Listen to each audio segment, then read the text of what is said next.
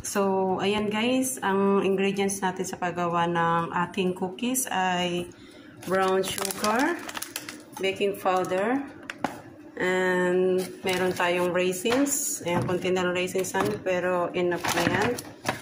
And almonds, kung gusto nyo lagyan ng almonds, okay din. Kung ayaw nyo, okay din. And soft butter, and salt. Ayan, salt, and corn flour, and sugar, and cinnamon powder, and of course, ang ating flour.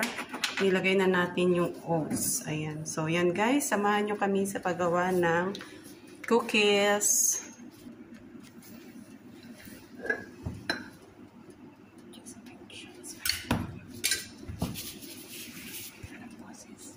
Tapos na yan. Hindi. So, yan. Nilalagay na natin ang baking powder. Yung nilagay kanina na brown, guys. Cinnamon yan. Ayan ang ating baking powder. 1 cup ang ating baking powder. And pinch of salt. Ayan.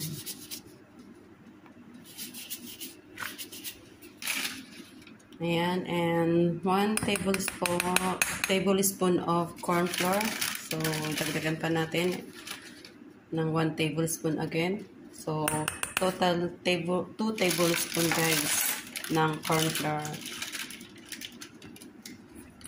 So, take note guys, ang flour natin 1 cup guys.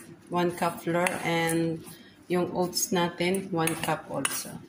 So, yan. Halu-haluin natin para ma-mix yung ating oats at mga nilagay pa natin na iba pa. So, yan guys. In a separate bowl guys, inano natin yung, nilagay natin yung soft butter natin and brown sugar natin. Brown sugar guys is 1 cup and ang ating white sugar 1/4 cup na white sugar. So, yan. Mix natin ng ganyan. And ilagay natin yung ating egg. 2 eggs guys.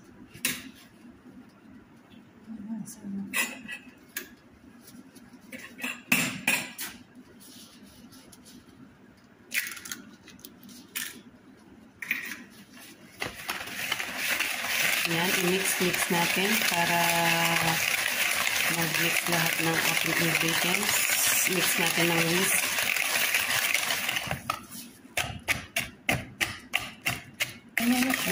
So guys, yan. Ayan, ganyan na ginawa namin sa ano. Kailangan guys yan, maging fluffy guys. Tingnan nyo. Yan, ganyan dapat. So, tapos ihalo na natin ang ating flour and oats. Ayan. Then, whisk natin ulit. Siyempre.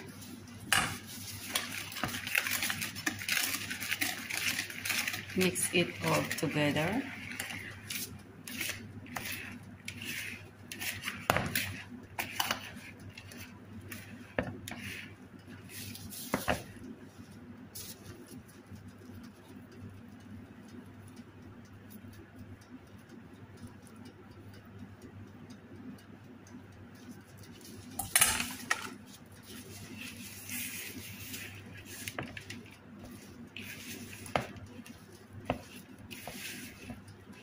So, ayan guys. Ayan, ganyan na siya.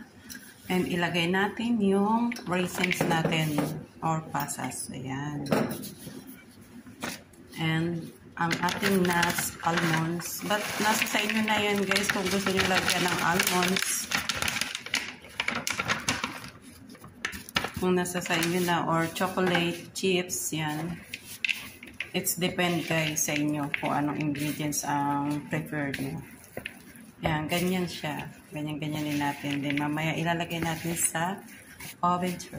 Natin na ating tray ng baking paper. And then, ang ating cookies. 1 tablespoon. Ayan, ganyan guys. Ang paglagay ng cookies natin. 1 tablespoon yung kanyang scoop. Yan, ganyan.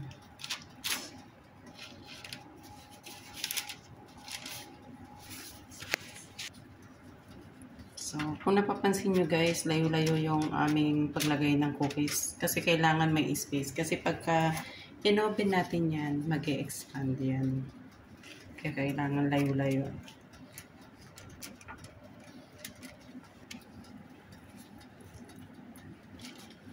Yung scooper.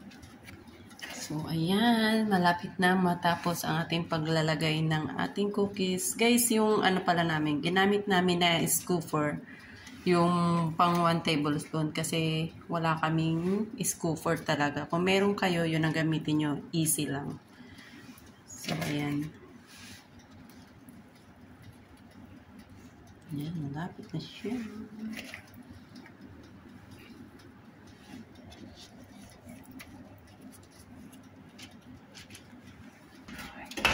So, ayan. Ilagay na natin sa oven.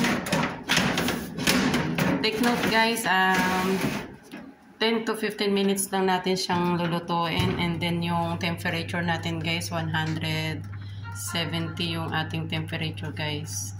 Then, yung apoy, down lang yung apoy natin para mag-pop siya. Yan, ganyan. See, nasa down yung apoy natin. Ayan.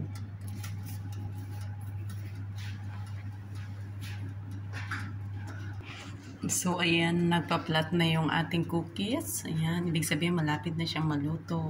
Ayan. So, ayan guys, luto na ang ating cookies. So, ayan guys, luto na ang ating cookies. Ayan, pakita namin sa inyo.